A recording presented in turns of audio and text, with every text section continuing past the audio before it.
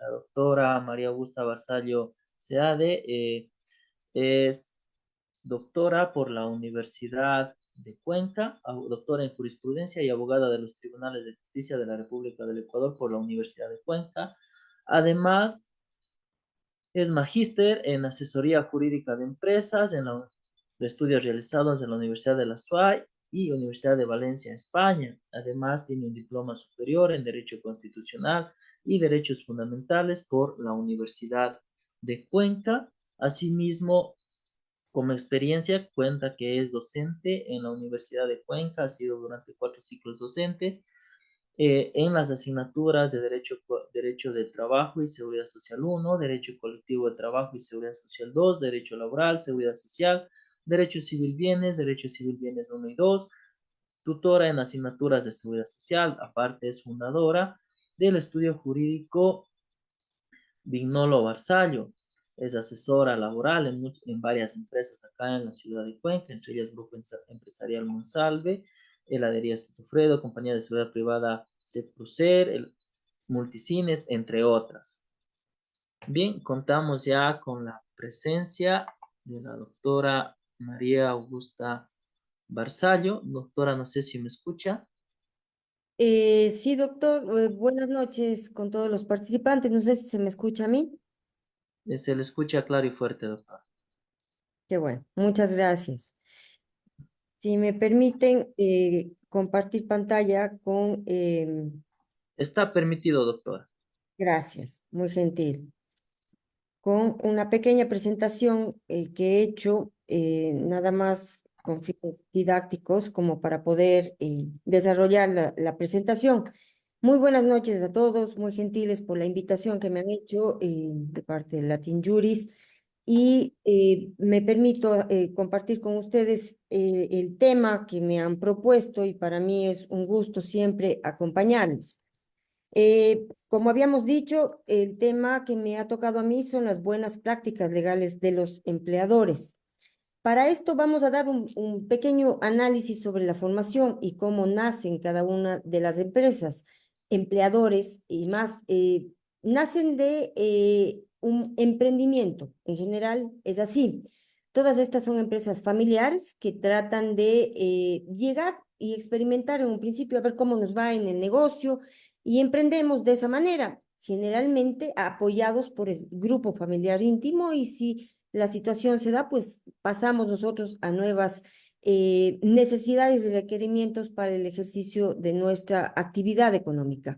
Por lo tanto, yo debo comentarles sobre la cantidad de empresas en un porcentaje de análisis, más o menos el 65% de este tipo de emprendimientos, pues quedan en eso, tan solo en emprendimientos y el porcentaje que pasa a una segunda etapa pues es muy pequeño. Luego de esto pasamos a una estructura legal, como es el conocimiento de las normas y el requerimiento, depende del tipo de negocio al cual esté llevando yo dentro de mi actividad, pues van a venir las exigencias y cumplimiento de esta normativa. Muchas de ellas pasan a ser una compañía legalmente estructurada dentro de lo que es la ley de compañías, ya de acuerdo a las necesidades que ello requiere, y el cumplimiento de obligaciones fiscales, que es lo que vendría luego. Fiscales en el sentido de estatal del Estado frente al cumplimiento de normativa como es la superintendencia de compañías con la misma conformación de las empresas y más, eh, el Servicio de Rentas Internas, Ministerio del Trabajo, Instituto Ecuatoriano de Seguridad Social, lo que nos trae una formalidad en cuanto al cumplimiento de todas y cada una de las obligaciones que tiene en todas estas instituciones y también las obligaciones laborales.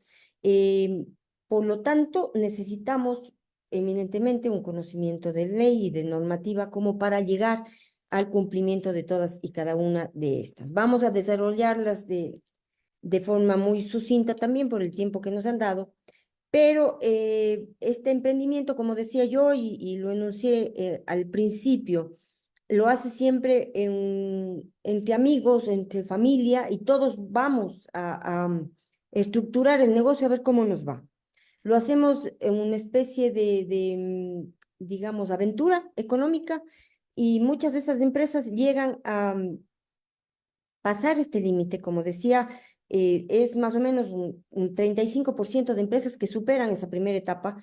Incluso hablando de estadísticas ya, las empresas que llegan a superar y pasar, por ejemplo, de esa primera generación familiar a una segunda generación, es mucho menor todavía el grupo que así lo hace ya legalmente.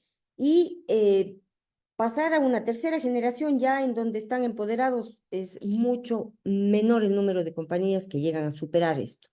Empresas, como un ejemplo nada más, en el Ecuador sería Supermaxi, que está, empresa La Favorita, que ha llegado ya a superar con protocolos familiares y más todas estas etapas.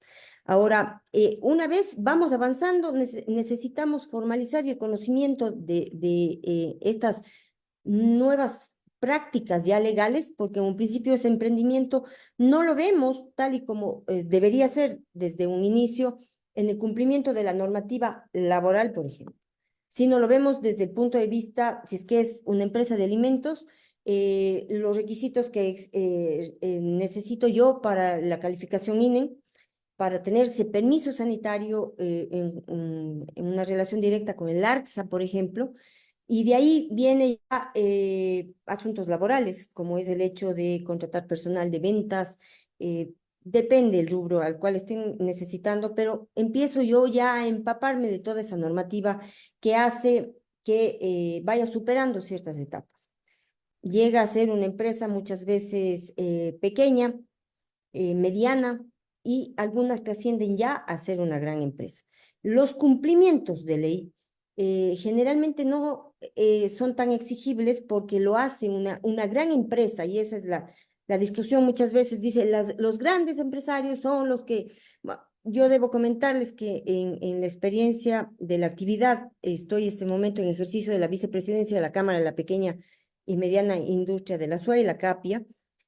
Muchas empresas grandes ni siquiera se discute el cumplimiento de las actividades porque ellos saben, lo asumen y están al día a día, pues cuentan con un departamento legal que les asesora. Quienes incumplen generalmente son las pequeñas empresas, las medianas no tanto, porque ya tienen también asesoría legal. Por lo tanto, estas prácticas éticas y tal son exigibles a aquel pequeño emprendedor, pequeño negocio que trata de ahorrarse lo que más puede y ojalá eh, no llegar a tener contratos de trabajo, por ejemplo, porque piensan que es lo más seguro para ellos hacerlo de esta manera en cuanto a la parte económica, no afiliarse a los trabajadores y más. Pero se va viendo la necesidad de cumplir en cada etapa conforme van superando todas estas situaciones. Eh, ya de ahí vamos a hablar del paso a una estructura legal eminentemente, como es el hecho de constituir y formalizar esa empresa, ese emprendimiento en sociedades ya de derecho. Formar una persona jurídica que deberá ser representada obviamente por una persona natural, obviamente frente a lo que es el negocio en sí mismo, y la representación de esta persona como gerente frente a las instituciones del Estado. Todas las obligaciones que como persona jurídica debe cumplir, tiene a cargo el representante legal, quien es, por ejemplo, en cuanto al Instituto Ecuatoriano de Seguridad Social o al Servicio de Rentas Internas, incluso pecuniariamente responsable como gerente. ¿Cuáles son las sociedades que más se constituyen en el Ecuador? Serían las SAS, muy nombradas aquí. Vamos a desarrollar un poquito más ampliamente a continuación, pero de ahí viene la compañía limitada y la sociedad anónima. Todas las personas jurídicas, sea el tipo de empresa, cualquiera de las que he nombrado, tiene obligaciones legales, tanto en la parte, digamos, de superintendencia de compañías, Servicio de Rentas Internas, Instituto Ecuatoriano de Seguridad Social, Ministerio de Trabajo y con los trabajadores mismos.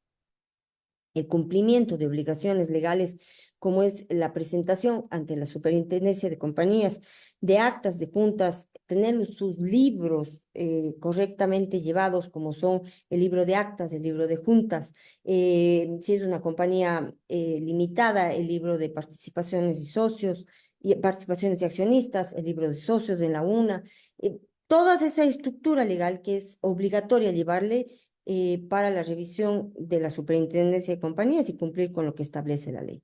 Cómo se llevarán las juntas, si es que existen algún tipo de asambleas, directorios, cuáles son las atribuciones que tiene el gerente y cada uno de sus representantes. Todo esto enmarca la actuación legal y prueba de una compañía y van creando lo que se llama ya a nivel estructural en recursos humanos, lo que diríamos es el clima laboral de las empresas. Una empresa que trabaje de forma adecuada, de forma correcta, en cumplimiento de toda la normativa, hace que sus trabajadores se identifiquen con eso y pues vulgarmente se conoce como ponerse la camiseta. Voy yo a actuar de una manera tan correcta como lo hace mi empleador y no habrá una contraposición de intereses porque me están pagando lo que es, están cumpliendo con toda la normativa y por lo tanto yo también lo voy a hacer. Decía hace un momento que las compañías que más se usan para esto son la Sociedad de Acciones Simplificadas, la SAS, que es la que está de moda en este momento. Mucho más rápida de hacer, mucho más efectiva en cuanto a costos, pero también se ha simplificado y ha modificado lo que es la compañía limitada y la sociedad anónima en cuanto a su actividad. Hablábamos nosotros de una representación legal y aquí muchas veces hablan y dicen, es que es gerente de una empresa. Qué fantástico. Bueno, es fantástico, obviamente cobra un poco más que el resto por la responsabilidad que tiene, pero ya lo enuncié también. Es responsable no solamente con los hechos frente a contratos y a los beneficios, también es frente a las obligaciones. En caso de demandas de trabajadores, por ejemplo, el representante legal corre riesgo incluso de forma personal en cuanto a los bienes que éste tiene, porque se puede demandar de forma personal y por el cargo que tiene. Entonces, cuidado con esa situación. Lo dije también con el Instituto Ecuatoriano de Seguridad Social. El representante legal tiene directa responsabilidad frente al manejo de sus trabajadores y más. Asimismo, ante el Servicio de Rentas Internas. Es decir, aceptar un cargo de representación, no solamente de ser bonito y cobrar un poco más, también tiene muchísima responsabilidad en cuanto a ese manejo como empleador. Asimismo, este es quien tiene que revisar todo, absolutamente toda la actividad de la empresa, todas las obligaciones que tienen como empleadores y los derechos que también tienen en esa misma situación. Y por lo tanto deberá irse estructurando ya organizativamente para que la empresa tenga los diferentes puestos. Obviamente hablando ya de empresas que pasan, digamos, de mediana hacia grande, ya tienen departamento de recursos humanos, tienen jefaturas como supervisiones y más, en donde empiezan a delegar las funciones y el manejo de la misma compañía. Todo esto, cuando se maneja de forma ordenada, insisto, hace que la actuación sea compartida y sea bastante normada y aceptada por todos los estamentos dentro de una compañía por parte de los trabajadores hacia los empleadores. En cuanto a obligaciones fiscales y su cumplimiento, pues debemos hablar, y lo decía hace un instante, que cuando hable de obligaciones fiscales está dentro de esto todo lo que sea ente estatal. El pago, por ejemplo, de impuesto a la renta, impuestos y retenciones de IVA, de ser el caso en la parte tributaria, junto con el impuesto a la renta. Pero también hay obligaciones como, por ejemplo, si yo descuento al trabajador, tengo que pagarle al Instituto Ecuatoriano de Seguridad Social, porque eso, recuerden ustedes que en el gobierno de Rafael Correa hubo un referéndum en donde se aprobó que los empleadores que descuenten a los trabajadores y no paguen al IES, pues incluso pueden entrar a, a ser detenidos y ser juzgados penalmente por esa evasión de obligación de pago al dinero al Instituto Ecuatoriano de Seguridad Social, entonces por lo tanto es muy delicada esa parte. Entonces, si yo le retengo el 9,45 al trabajador, tengo la obligación de pagarlo, caso contrario, acarreo situaciones mucho más grandes. Toda la información de las instituciones públicas está entrelazada. Es decir, el sistema de rentas internas, por ejemplo, se comunica con el Ministerio de Trabajo y dice qué empresa es la que ha hecho la declaración de impuesto a la renta y si ellos pagaron o no los impuestos sobre esa declaración a la renta y las utilidades de los trabajadores. El 10% directo para el trabajador y el 5% de cargas familiares. Por lo tanto, van a unir toda esta situación y va a ser comunicado inmediatamente y conlleva asimismo una sanción si es que no lo hicieron, multas y más. En cuanto a esto, también otra institución que está directamente relacionada e interconectada, por llamarlo de alguna manera, es el Instituto Ecuatoriano de Seguridad Social, el IES, famosísimo IES. Pues ellos también están con el Ministerio del Trabajo viendo qué es lo que ha pasado, si le están pagando, si no le están pagando al trabajador, si está dentro de los contratos, incluso hace este tiempo muy de moda, hacen las famosas inspecciones a las empresas y están pidiendo documentación incluso más estricta que el mismo Ministerio de Trabajo. Por lo tanto, todo esto se ata de una manera tan conexa que entre ellos van conectándose con toda y cada una de las informaciones y hace mucho más fácil la revisión. Estas son obligaciones de tipo fiscal en cuanto a cumplimiento. La formalización y cumplimiento de obligaciones laborales, ¿cuáles son? El empoderarme y ser un empleador, pues me exige de todas maneras que yo tenga que ir cumpliendo con mis obligaciones legales y laborales. ¿Cuáles son estas? El contrato suscrito de acuerdo a las necesidades reales para las cuales están. ¿A qué me refiero con esto? Definitivamente las empresas no pueden, y los empleadores, para el cumplimiento ético y legal de sus obligaciones, no sugiero yo que cojan y hagan un copiar y pegar de modelos de contratos del mismo sistema como el SUT, porque a veces no cumple con las necesidades que yo tengo como empleador y ese trabajador que va a hacer conmigo. Entonces, pongo como un símil, nada más lo hago, es como que se compren un traje para el matrimonio y ese traje ya no va a ser el mismo en un año después, porque generalmente engordamos luego de esa etapa y no nos va a dar el traje y vamos a estar ajustados, más o menos es lo mismo con el contrato de trabajo. Muchas veces lo hago elemental y le pongo, pero dentro de un tiempo no me va a servir. Entonces necesito hacer un contrato de trabajo que sea lo suficientemente holgado que me permita a mí moverme en el tiempo y en el espacio. Pero no importa si es que llega a ser un poquito apretado e incómodo, porque puedo hacer adendums y modificaciones a ese contrato. Todos deben ser registrados en el sistema del Ministerio de Trabajo, en la página del SUT. Por lo tanto, yo puedo ir adaptando a las necesidades, pero sí que me permita moverme es bastante bueno. Cumplir las obligaciones como empleador, que muchas veces, como les decía, el pequeño empresario no lo hace por desconocimiento, pero normalmente, ¿cuál es? Una de ellas, la primera, pues es el pagar la remuneración conforme lo establece el artículo 83 del Código de Trabajo.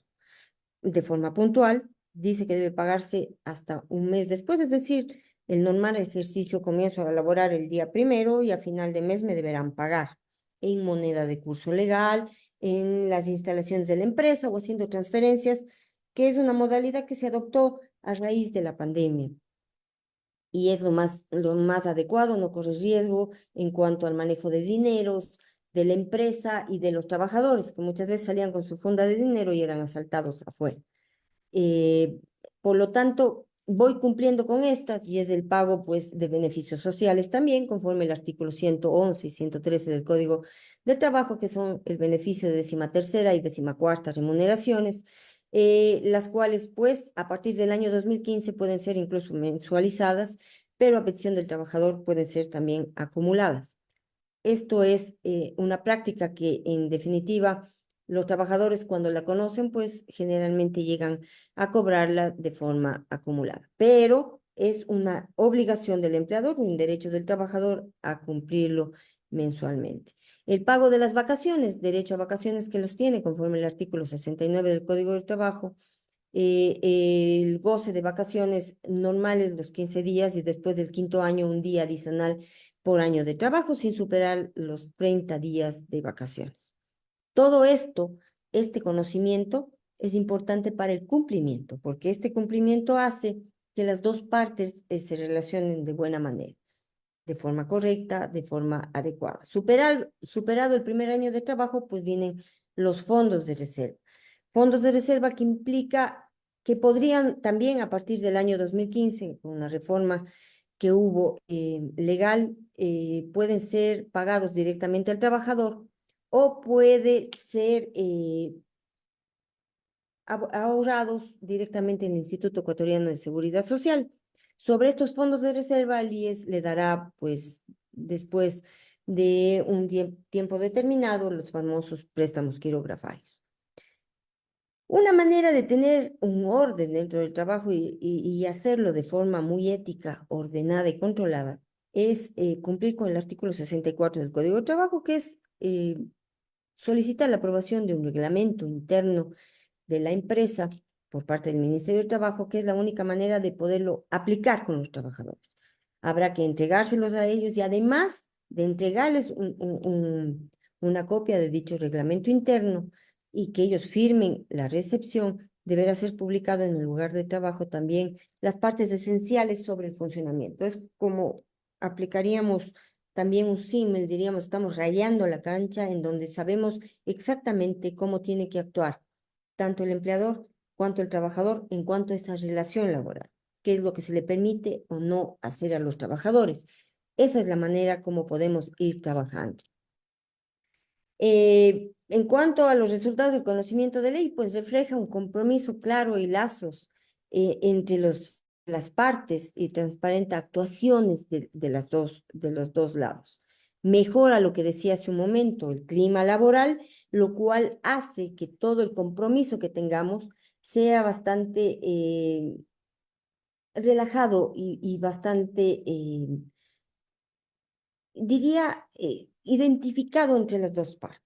Cuando hay un buen clima laboral, todos participamos de buena manera y lo hacemos con gusto. Cuando no se da esto es cuando vemos que el empleador no cumple con estas cosas elementales que hemos estado enunciando y nombrando, que son de conocimiento general. Ahí es cuando las partes empiezan a resentirse. Ah, no, no trabajo bien, la otra parte va a decir, bueno, no te voy a pagar todo lo que corresponda. No, pero es que usted no me está pagando y vienen los resentimientos. Eh, Hace que se comprometan los dos lados y por lo tanto el Ministerio de Trabajo para tratar de incentivar todo esto creó lo que se llama el sello T. ¿Y cuál es el sello T? De acuerdo a toda esta situación, el Ministerio de Trabajo saca en el año 2021 el famoso sello T que es por digamos, un incentivo que se hace a las empresas y les dice, mira, tú cumples con todo esto y no te hago las famosas inspecciones focalizadas, no te molesto yo durante el tiempo de vigencia de este sello T que garantiza que tú estás cumpliendo como empleador. Yo te premio de esta manera y tú te pones en una vitrina, una lista blanca, diríamos así, y ese cumplimiento lo hace que el empleador se relaje porque está siendo premiado por esto. Requerimientos que están en la página y dice, tú me cumples con todos estos requisitos y tienes una atención prioritaria si es que necesitas unificación de utilidades, por ejemplo, atención a consultas, estamos nosotros ahí, red socioempleo y toda esta cosa. Este reconocimiento, pues, puede ser renovado las veces que tú lo requieras. Cada uno de estos tiene una duración de 2 años y yo no te voy a estar molestando como ministerio siempre que me estés cumpliendo con todo. Ahora, ¿qué es lo que pasó en la vida práctica? Pues creo que muy pocas empresas lo hicieron y quedó hasta ahí ese reconocimiento y esa situación. Un incremento en contratación de mujeres cuando la nómina no supere más del 50% o llegue al 50% de las mujeres en cuanto a esta situación. Entonces, todo eso hizo que el Ministerio de Trabajo trate y nos indique a nosotros que somos bastante buenos, tenemos ese sello, hemos cumplido con todo y somos un ejemplo de empleadores hacia los trabajadores. En la vida real, mucha gente no quiso hacerlo porque hay diferentes situaciones. Debemos recordar que a partir del año 2020 muchos empleadores han tenido algunos inconvenientes económicos y el país no llega a solventar todo esto. Sin embargo, hablando de la parte de cumplimiento de obligaciones, es de entender y es de aplaudir a todo aquel empleador que cumpla con todo el conocimiento de la normativa y a su vez con todo lo que establece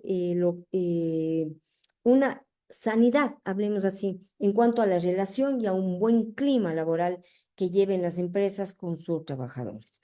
Frente a esto y al tema propuesto, estos son los elementos y las partes completamente transparentes de lo que tiene que hacer un empleador para cumplir de forma ordenada y lógica sus obligaciones. Insisto en un punto que es bastante importante y en el discurso político lo vemos siempre cuando hablan de las grandes empresas que son los que tienen que cumplir y tal.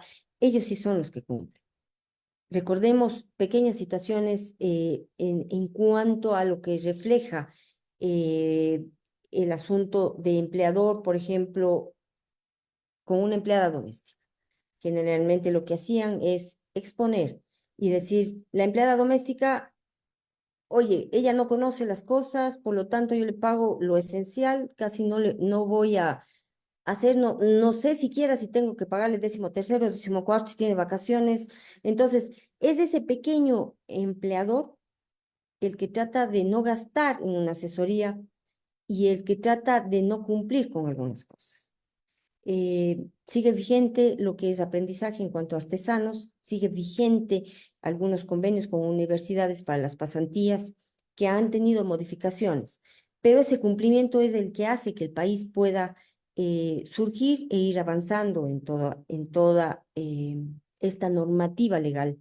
Sin embargo, por responsabilidad, debo indicar que es urgente sino vital para este país, el que cojamos y cambiemos, modifiquemos, reformemos, modernicemos nuestro código de trabajo. Perdónenme repetir, y quienes han estado en mis conferencias muchas veces me han oído dar este ejemplo, pero es como un pantalón de payaso lleno de remiendos nuestro código, que ya es un anciano de casi 80 años que ha tenido parches y modificaciones, que vamos poniéndolas así, que a ratos resulta bastante incómodo para el ejercicio. Eh, Recordemos que ahorita la mayoría de trabajadores son no formales, sino completamente informales y están siendo perjudicados ellos mismos. No propongo yo reforma alguna, ni estoy apoyando ningún tipo de situación o propuesta como la que pasó recién el domingo anterior y que no fue aprobado el trabajo por horas, pero lo que yo digo es estructuremos responsablemente un código moderno, actual, que se adecue a las necesidades de los trabajadores, porque tan solo un 35% de trabajadores son los que tienen empleo formal hoy en día. El resto no lo tiene. Muchas gracias. Esa ha sido mi presentación por el tiempo que me han dado. Si es que hay algunas preguntas, me ayudan con eso. Encantada de poder. Muy amable, doctora María Augusta. Tal vez algún participante que quiera hacer la mano para alguna pregunta, por favor, para cederle la palabra. Amelia Lorena Montenegro, por favor. Hola, gracias, buenas noches. Al final usted dijo que consideraba que se hacían necesarias reformas al Código de Trabajo. ¿Usted podía indicar algunas de esas reformas que usted cree que son necesarias, por favor? Claro, con todo gusto. es necesario incluir formas, digamos, actuales de contratación laboral. Las que tenemos nosotros, y me refiero concretamente ahí sí al famoso contrato plazo fijo.